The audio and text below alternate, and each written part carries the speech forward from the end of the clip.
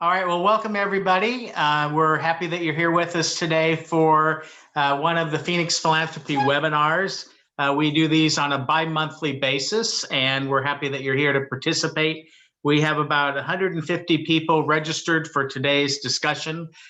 Those might be clients past, present, and ideally future, or colleagues or friends that we have from Association for Fundraising Professionals, CASE, Giving Institute, a number of other institutions. For those of you who don't know Phoenix Philanthropy, we're a fundraising and nonprofit consulting firm. And as the concept of Phoenix Rising, we believe in the transformational impact of philanthropy. We have our discussion today is going to be about sustaining and growing fundraising performance during and after COVID. And we have three people with us who are going to be expert and speaking in that topic. A couple of housekeeping issues. We'll be recording this webinar, so if you are interested in listening to it again, or if you have other people that you would like to send it to, Amy will be sending you out information after the webinar. Use the Q&A feature for your questions. We'll allow plenty of time at the end. But if you have a real pressing question for one of our panelists as they speak, let us know, and Amy will watch for that. And then you'll get a survey afterwards, and we'd appreciate you letting us know how you thought today's session went, but particularly letting us know what are some of the future topics that you might want us to address. So today we've got three outstanding examples of fundraising success during COVID. We know that this year's been a challenging year with COVID, with social unrest, market volatility, the elections, and natural disasters. 2019 was a strong year, fortunately, and we saw some good lift that started us into 2020. But some organizations had challenges and some thrived. And that's really just like happened with our donors, particularly our individual donors. Many of those individuals continued to have good financial strength. Some did not. So as we look at our fundraising and our prospect and donor relations, that is something that's important for us to consider. So we're going to hear about what Chevy and Antoinette and Lisa did to sustain their operations and grow them again during the time of COVID, and some lessons to be learned for 2021. You'll hear about proactive communications, responsible and effective financial management, personalized prospect and donor relations, how we pivoted, which seems to be kind of the word associated with COVID, but how they pivoted their fundraising operations and adapted their cultivation and solicitation strategies. So Chevy Humphrey is the Hazel A. Hare President and CEO of the Arizona Science Center. Antoinette Vojtech is the Executive Director of Principal Gifts and Campaign at Sacramento State University. And Lisa Lewis is the Associate Vice President of University Advancement and the Director of Philanthropy and the Campaign at Eastern Washington University. So we're going to start with Chevy. Each person's going to talk 7 to 10 minutes about their experience during this time and a bit of a look ahead. And then again, we'll have questions, plenty of time for questions at the end. So Chevy's going to talk about proactive and consistent communications and donor relations. And for those of you who don't know Chevy, she's probably one of the best CEO fundraisers that we have the pleasure of working with. She came up through the development ranks and has been a development officer and a chief development officer.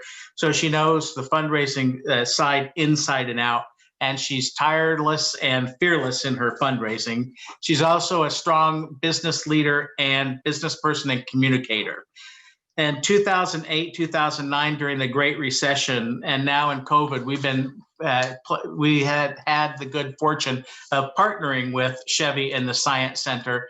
And in 2008, 2009, just as Chevy is doing today in the time of COVID and other issues, her proactive communications, her strong sense of financial responsibility, and her proactivity with her prospects and donors has really come to benefit the organization. So with that, Chevy, I'll turn it to you.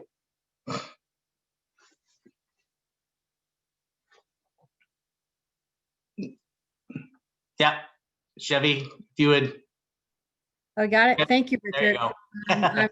go. I'm very humbled to be here and talking alongside Antoinette and Lisa. Thank you so much. And this has just been a very, I would say, complex time.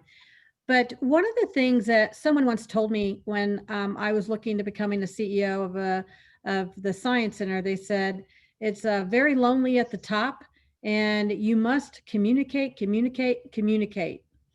And going through this pandemic and looking at communication with donor relations, and just not only with donor relations, with everyone, we took 4 tactics, and those 4 tactics were: one, inform with transparency and accountability to staff, donors, partners, the public, and with that informing to instill confidence in ASC's and our Science Center's future and our ongoing operations. So that was one.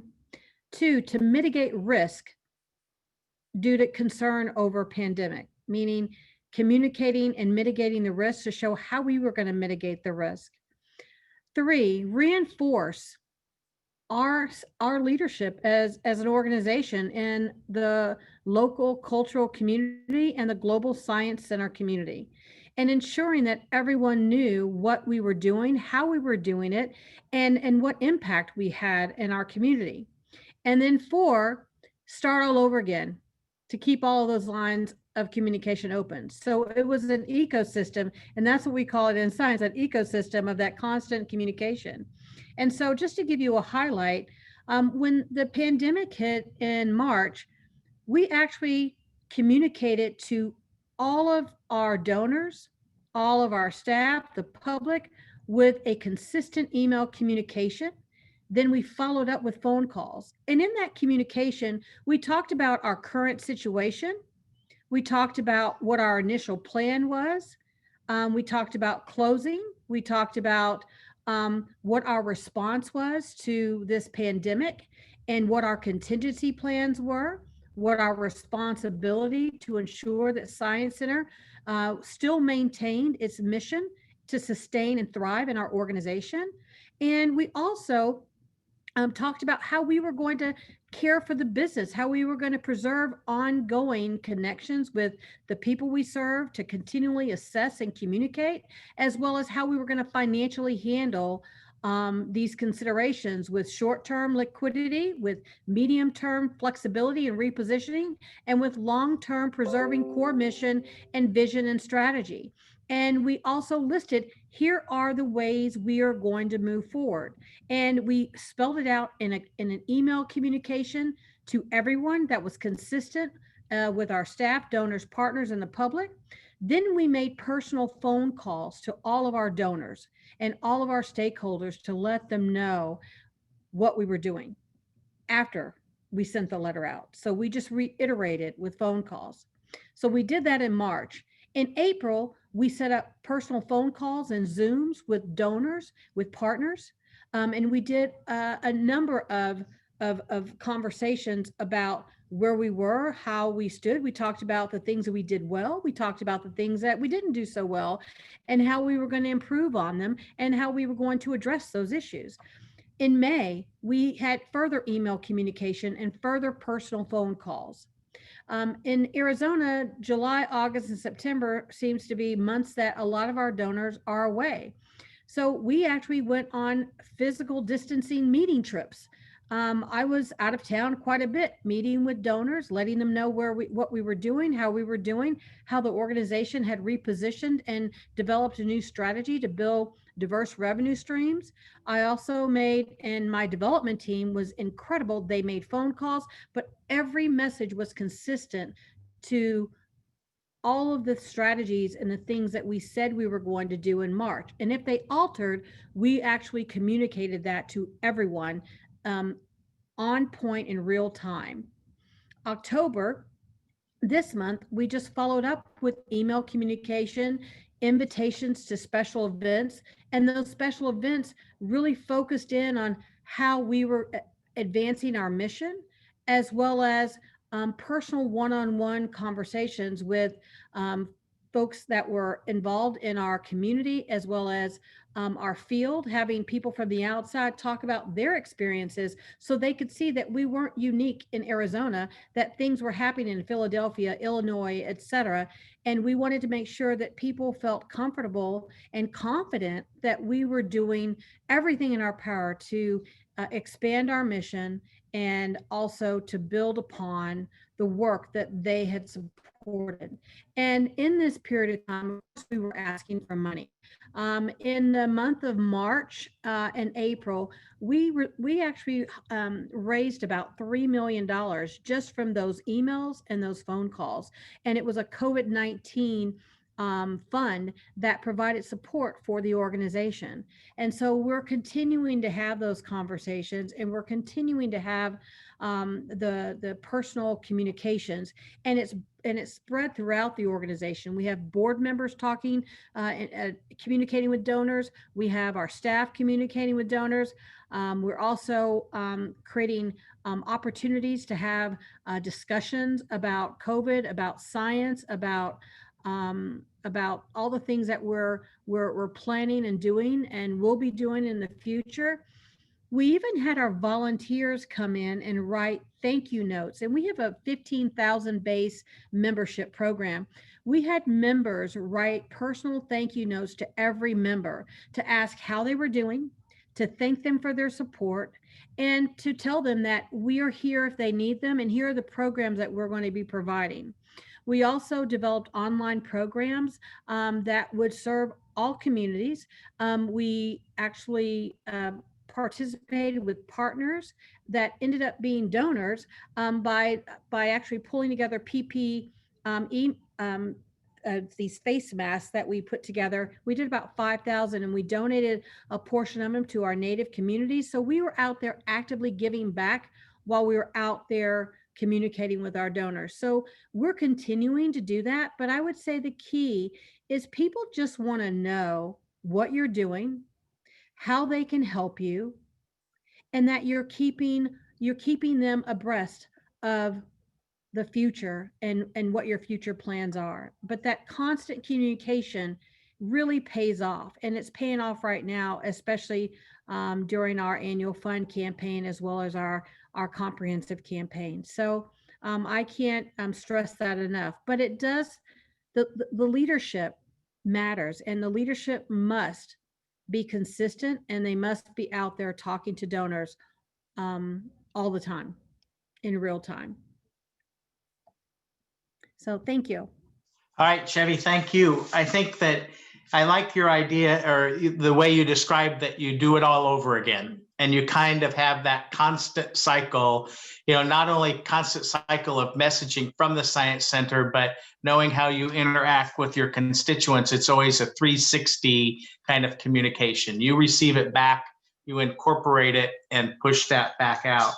And one thing that Chevy always talks about is mission-centric communication and mission-centric operations. And as you had to change your services, your communications, everything, that I was always on the ball in terms of mission. Yes. All right. Thank you. Yep. All right, we're going to talk to Antoinette now about transformational gifts. And Chevy, we may come back with a question for you when Antoinette is done on this part. But Antoinette is leading a $200 million campaign at Sac State University. And Antoinette, along with the president, are the university's leading fundraisers. Before COVID, and didn't stop at all during COVID, Antoinette was in the process of negotiating 7- and 8-figure gifts. And again, that continued both during COVID, and the communication went on during that period of time. So we want to talk to Antoinette a little bit about the conversations that she had with the donors, how she secured the largest gifts in the university's history during this time. And the university is also surpassing its campaign goals with significant contributions this year. And then finally, Sac State has had a lot of issues confronting it, not only COVID, but social unrest, unparalleled financial challenges within the Cal State system, and natural disasters with fires. So if you can talk a little bit about that as well, that'd be terrific. So Antoinette. Great. Thank you, Richard. And thank you for inviting me. It's great to be here with Chevy and Lisa. So it honestly is a great pleasure to have the opportunity to talk about this important topic, especially just given all of the challenges that Richard mentioned. So as Richard also mentioned, I have two roles at Sac State. So I am leading the strategy for our first ever comprehensive campaign, which started on July 1st of 2015, shortly after the arrival of our current president, Robert S. Nelson. And we're tentatively scheduled to end our campaign in June 30th of 2023. So year to date, we've raised about 188 million and it's actually 225. We increased our goal, which seems to be the case when you're in a campaign about a year ago, given gift conversations. So we're about 83% to goal. And then obviously the other important role that I play is the university's lead fundraiser in supporting our vice president for university advancement and also our president. And actually that's my favorite role and one that I just, it's an absolute pleasure to do. So, you know, to Richard's point, there is a lot happening right now. But I would say my biggest takeaway for you all is that given everything that's going on, I personally, and I would argue that hopefully you haven't stopped kind of pushing the pedal and moving conversations forward, because people are still giving. And gift conversations, at least at Sac State and within my prospects, continue to happen. So we were sent home or went virtual effective March 16th of this year. And what I did actually right after that happened, as I had a number of visits lined up, a number of travel plans that I had started to form, trips to San Diego and other parts of California. And so one of the first things I did is I reached out to my top 25 prospects, basically just said, you know, thank you so much for everything that you have done for our university. I recognize our current challenges and situation, and I hope to see you soon. So it was really a targeted kind of expression of gratitude for everything that they have given, their time, their generous support, but recognizing that, you know, I would be restarting those conversations and or continuing those conversations. We obviously have a number of challenges within the state of California, within the CSU system. We are facing a 10% and currently in a 10% budget cut. We are not traveling. So a lot of our interaction with donors and for me, principal gift prospects has really been either in a virtual setting, over phone, and in some cases, a socially distanced visit. And so, you know, again, reimagining kind of your touches but continuing to touch upon the importance of philanthropy and really for me, leveraging the campaign and this historic event for our university. This is our first comprehensive campaign, has really incentivized and energized people and continues to do so. So as I mentioned at the beginning of the pandemic, I somewhat paused on conversations that we were having, but I didn't stop them completely. And as I mentioned, March, April, May tends to be a busy time for us. As Chevy mentioned, the summertime is most of our donors tend to travel around that time. So I really was focused on continuing to touch people and make sure that they knew that, you know, given all of the unexpected challenges that we're having, that I still wanted to have those conversations. And to me, the basic principles of our work really applied during this time and continue to do so. So as I mentioned, I looked at my top 25 prospects. I continued to maintain those touches, and I scheduled visits with folks as appropriate to continue those conversations. And depending on where we were at within a conversation, whether it was the next scheduled visit was a negotiation. I really kind of deferred to the donor to figure out what would be best for them, knowing that for us, sometimes it might be best for a in-person and socially distanced visit. So what does that mean, and kind of, what specific examples and takeaways can I express? I would say we are still moving 7- and 8-figure conversations forward.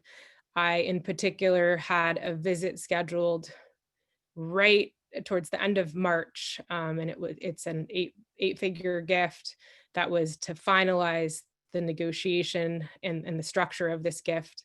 And that visit happened actually in person. That was rescheduled to June, and it was a socially distanced visit. The donor reconfirmed their verbal commitment to making this gift happen, and now we're just waiting on the structure to play itself out, and as it relates to the donor's financial means and impact. So that is something also to keep in mind. A lot of people's assets are changing in some capacity. Some people are doing really well right now. Some people are doing okay in other respects.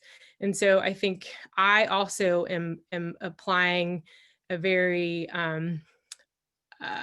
robust approach to structuring gift agreements and trying to make them as unrestricted as possible.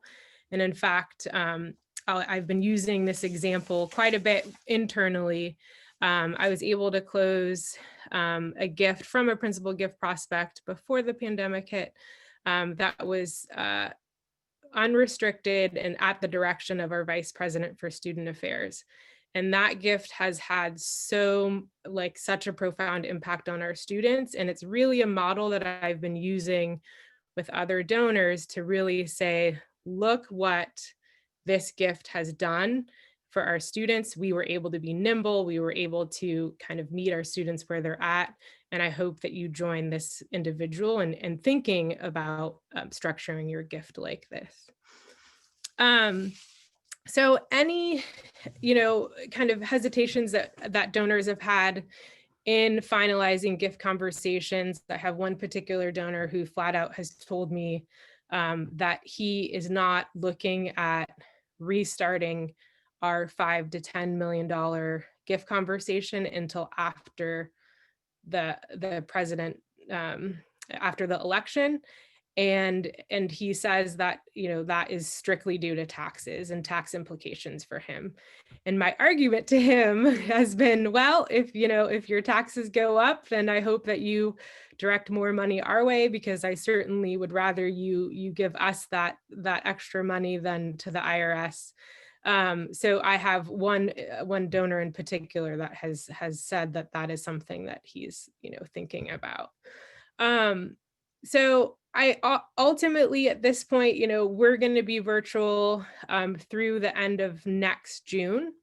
And what that means is, again, really kind of having a donor-centered approach when it comes to visits, recognizing that, people are getting way more emails than they ever have. And that phone calls for me have been really, really easy, and kind of donors have been really excited to talk to me on the phone. And if folks are up for an in-person socially distanced visit, that's always a good thing as well. I know the value of human connection in person is something that is difficult to recreate over a Zoom meeting. And then just really incentivizing people around our campaign and activating them over the next couple of years to help us reach our campaign goal. And so I would say, kind of what does our fiscal year performance look like? We average about $25 million a year. I don't expect that to go down. And that is certainly something that I would advocate that you do not change when it comes to performance goals and metrics. Is there should be some flexibility around visits and what those look like, but the dollars really should stay the same. All reports that I've been looking at, dollars are actually going up in a lot of ways, and individual donors are doing okay.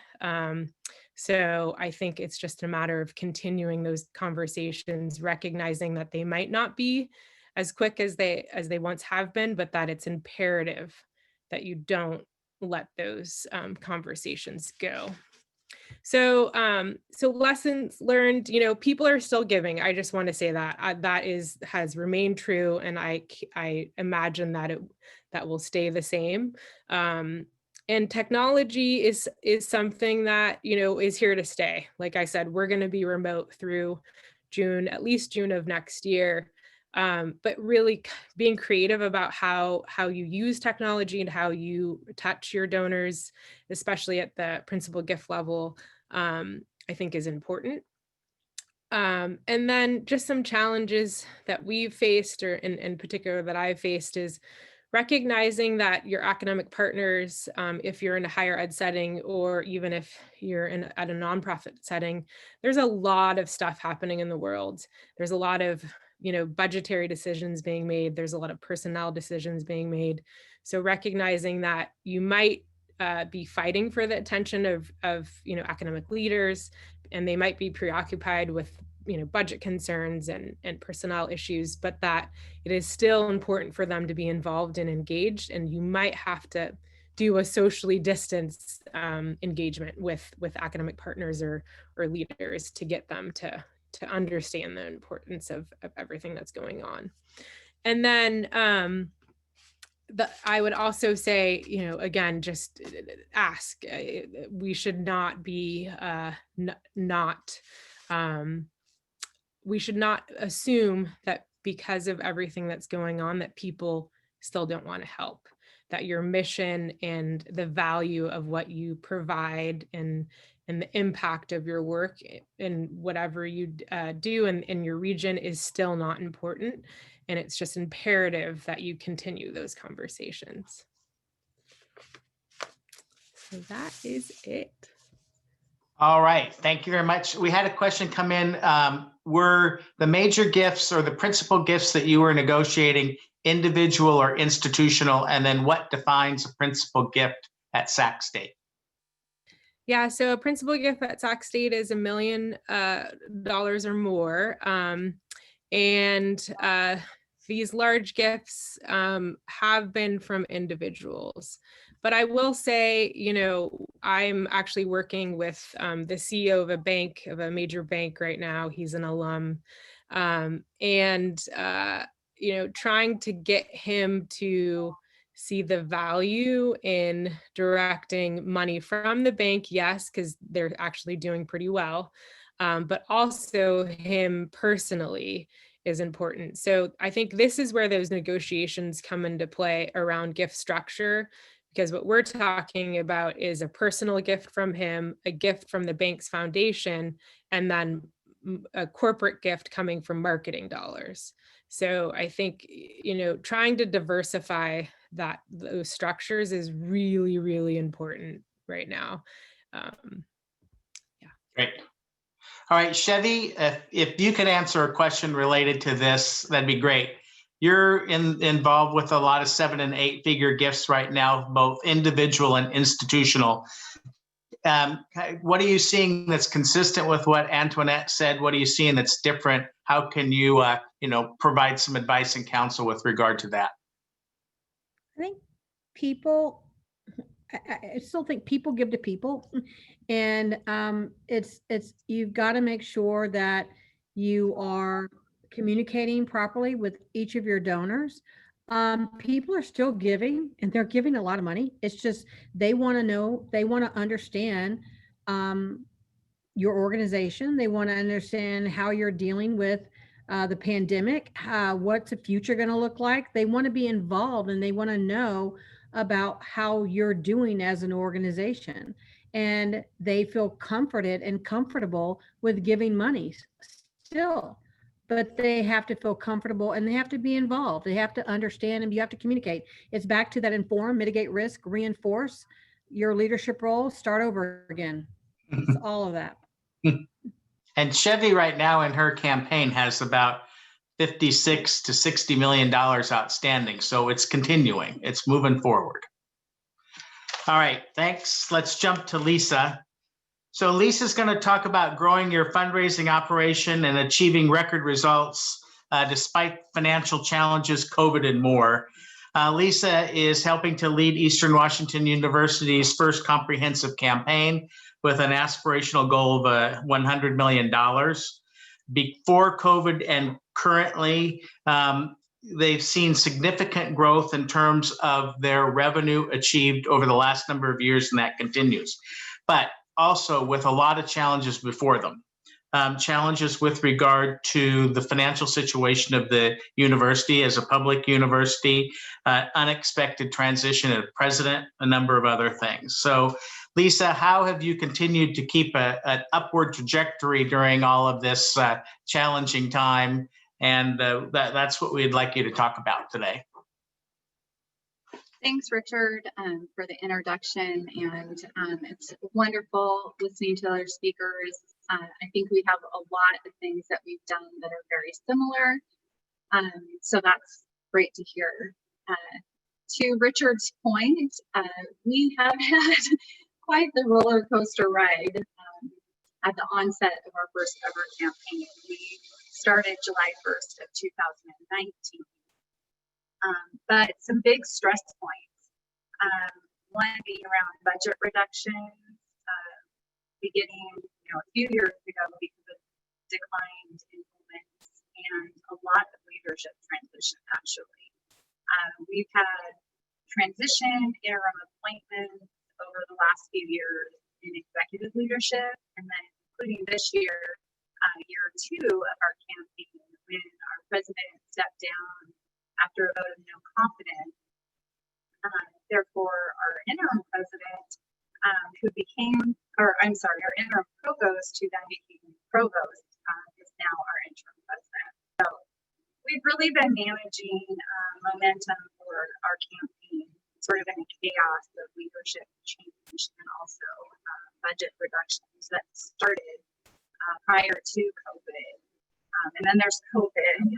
But somehow, yes, we have actually started an upward trajectory in our fundraising as we're progressing through. We're at about $35 million towards that $100 million aspirational goal. So we've had a lot, but I would say I attribute the majority of our success right now to the fact that 3 years ago, we added metric-driven goals for the entire development team for the first time. We've had to do some creative staffing adjustments, and then to Chevy's point, a lot of open communication with our donors, and then re-communication, and then communication again. We've been fortunate to be able to bring Reaper now Black Dog up as a fundraising performance CMS. And then some ongoing training. Being spent on giving us some time to do some extra training. So just to dive in a little bit into that, the establishment of the metrics was huge for us. First time in history. And looking at our donor and prospect contacts, it became clear that fundraising was not really growing for several years. We just weren't establishing the new relationships we needed to keep building that pipeline. And it's hard. So kind of to put that as a forefront of start really moving through that was really important. Tracking first time cultivation and stewardship is very meaningfully, as well as just making sure we're moving into the proposal phase a little bit faster than we were. So having that, as well as having specific fundraising goals, was new for us, which probably for some of the larger schools seems ridiculous, but for us, it was new, and it was a really delicate transition, as you can imagine, with fundraisers who had been here for a while. And, we encourage one another. As silly as it is, there are times when we celebrate a callback just as much as we celebrate a large gift. And, with a lot of us working at home, and, we are in and out of the office a little bit now, it's hard not to be around each other and really celebrate some of the big wins. So in addition to the metrics, we've really focused on having more balanced portfolios, making sure that everyone's portfolio has a good blend of first-time prospects that we haven't visited before, returning, and stewardship individuals, so that we have a broad blend of what we're doing to make sure we're continuing, again, to work with our top tier prospects, and also that middle group that we are working on for those next asks in 2 or 3 years, but also that we're bringing new prospects to our portfolio that may or may not be asks within this campaign, but are definitely relationships that we're starting. And having written cultivation plans for those that are our top prospects, and utilizing each other on the team, that when there are roadblocks, talking through what are strategies that we can kind of get past those. And then there's COVID, which I know we've talked a lot about. It has definitely taken a challenging situation and made it more challenging, with then additional enrollment declines at Eastern, therefore affecting our budget even more. So, one of the greatest things you can do in a campaign, at least that's the rumor, is up your staff. And we've really not been able to do that. And with COVID, we've been in a hiring freeze. So not only are we not able to hire for some key positions, but we're not able to rehire some positions that were vacated just before COVID hit, and we had not filled those yet. So we've done some creative juggling. We took one fundraiser down to 30% and added stewardship to the rest of their role. We took land giving from one of our great fundraisers and moved it to another fundraiser, and transitioned her to CSTEM as a fundraiser, which was a key vacancy that we had, and then also asked her to start a principal donor program for us.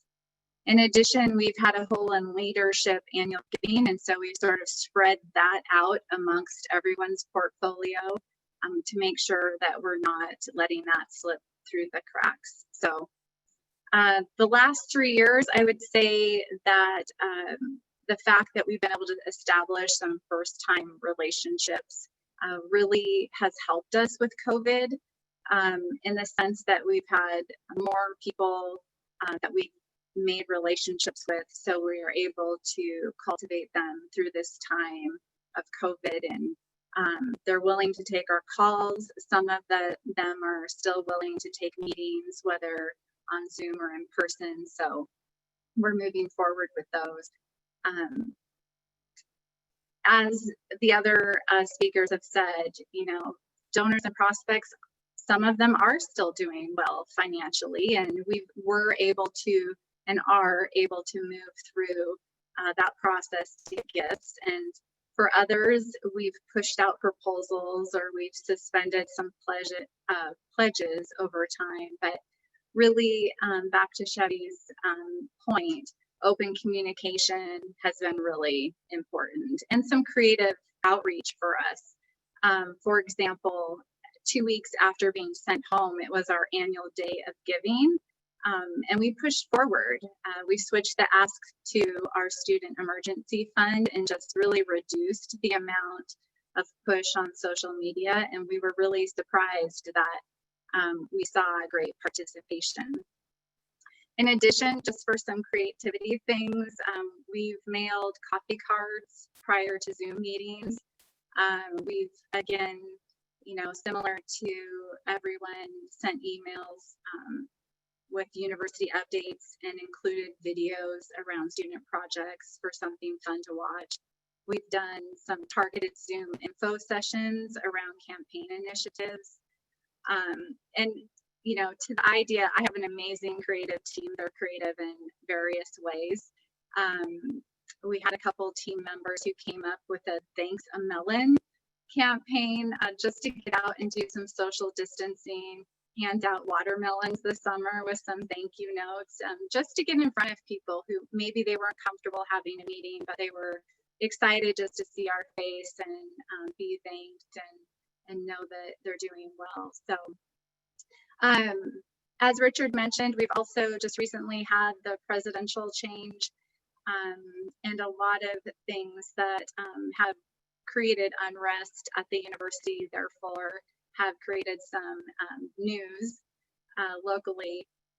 But for us, we really have been focusing on our top kind of donor list. And we have the list that these are the people that we're going to reach out to when there's breaking news, people that we want to make sure that they're in the know and they feel connected.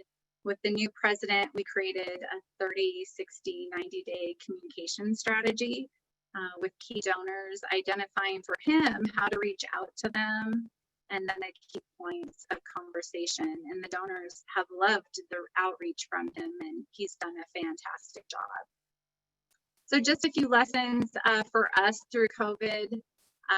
Obviously, we have learned that you don't need to be face-to-face in person to get to the ask, especially when you're utilizing some creative strategies and just being very communicative about what's happening at the university, that the university is still pushing forward and that there is great need. I've also learned that training time has built confidence, I think. We pushed so hard to be in front of our donors, but the opportunity of COVID has created some downtime, which has allowed us some time to learn more tools of the trade in our profession.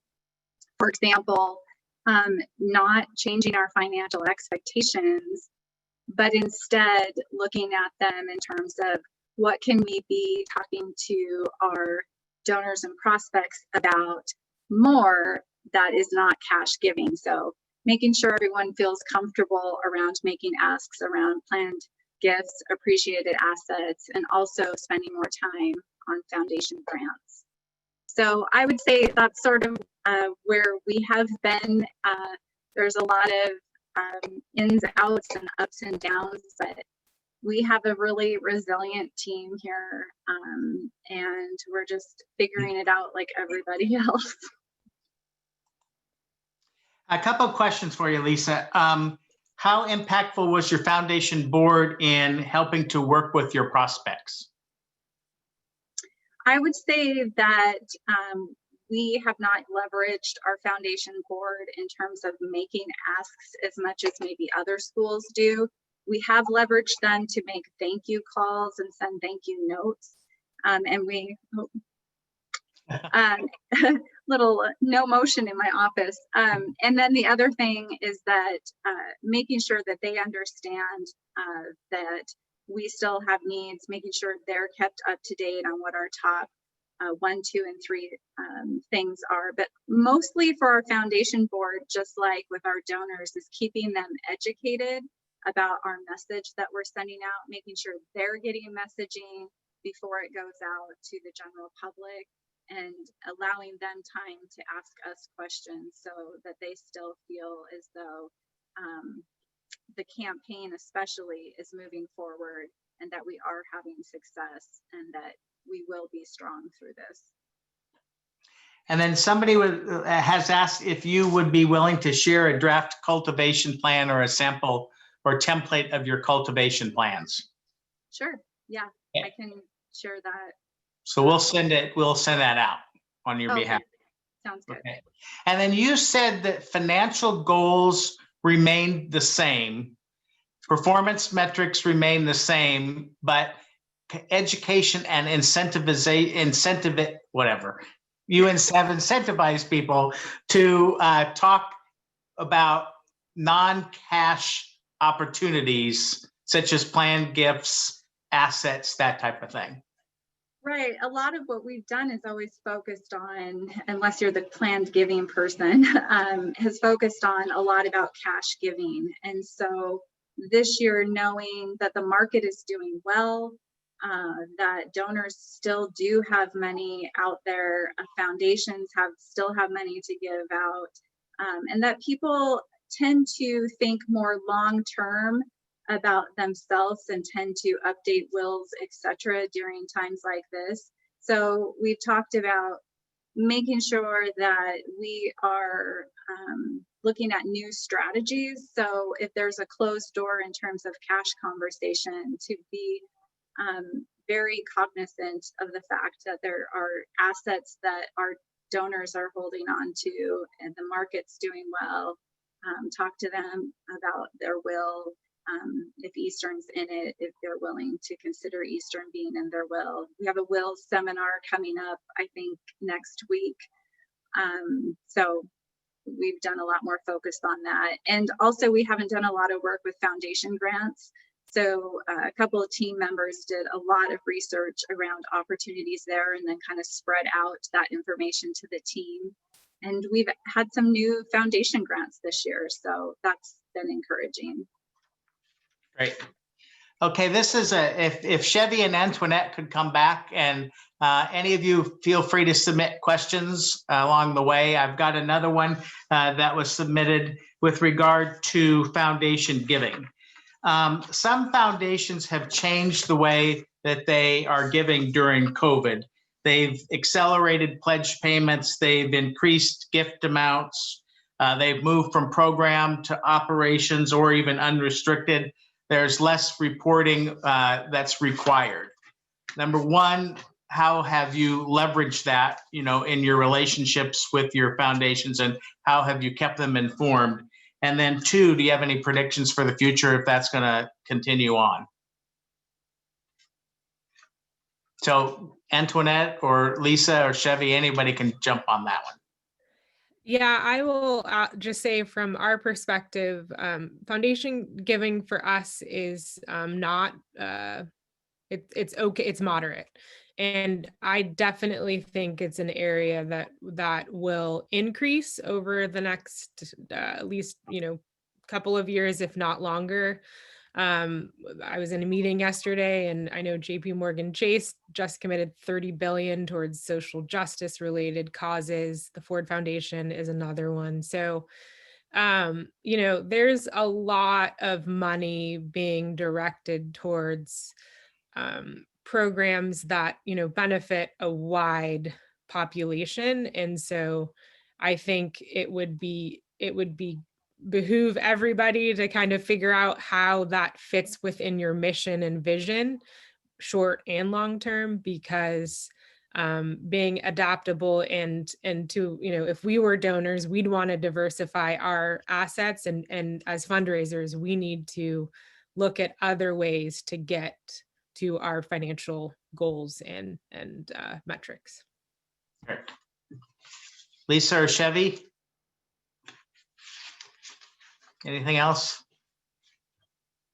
No, Okay. Andy covered it really well. Okay. All right. Another question is, in terms of, this is kind of a crystal ball question. What do you think is going to happen with your numbers through the rest of the 21 fiscal year, and what are you forecasting for the future? So I'll go do a roll call. Chevy, you start. What do you think is going to happen in the next year, and then what's your crystal ball tell you about future fundraising? I hate to say it, I don't want to go into politics, but it depends on the outcome of the election, actually. There's going to be a lot of shock no matter which way it goes. And we just need to be agile, as Antoinette said, and be ready and adaptable to what comes next. There's a lot of different bills that are that are on the ballot on taxing the wealthy for education that may have an impact on fundraising. I just think that we just need to be prepared And if I had a crystal ball, I would say continue to do that ecosystem of communication, and that communication will guide you to create your own roadmap and your own trajectory of what's in store for your organization and for your community. Okay, Antoinette? Yeah, so I'm gonna say that we're gonna exceed our goals this year, and we should by a significant amount.